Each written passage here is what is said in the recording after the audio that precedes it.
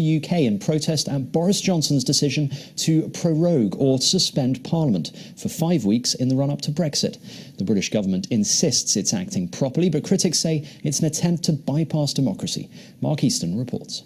If you shut down our Parliament, we'll shut down the streets. Calls for direct action from protesters outside Downing Street. Several thousand people had gathered in Whitehall, many to voice their opposition to Boris Johnson's move to shut down Parliament ahead of Britain's scheduled exit from the European Union on October the 31st. Stop Brexit!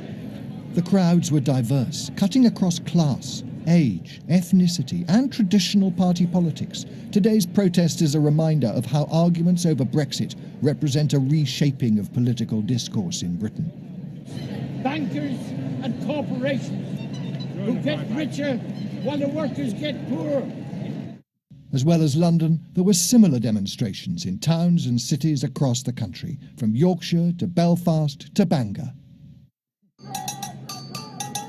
In London, the apparent unity of the crowd disguised divisions over what they were opposed to.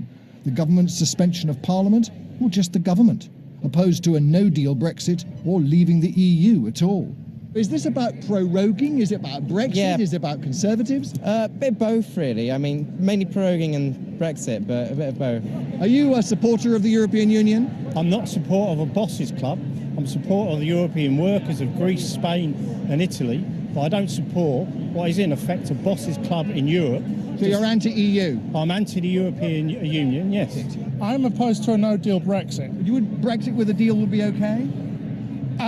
I would prefer we remain, but I could live with a Brexit with a decent deal, yes. You are a French national. Yeah. Why are you here today? Why am I here today? Because I'm one of the EU 27 who's been living for decades here. It's about no-deal Brexit, it's about the hatred, and it's about hindering democratic processes. Deeply held feelings are on display as thousands take to the streets.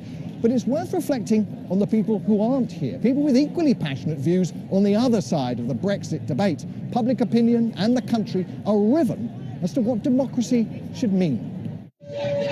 This evening there was disruption around Westminster Bridge. The organisers of today's demonstration say it should be seen as the beginning of a campaign of civil disobedience against the government's treatment of Parliament.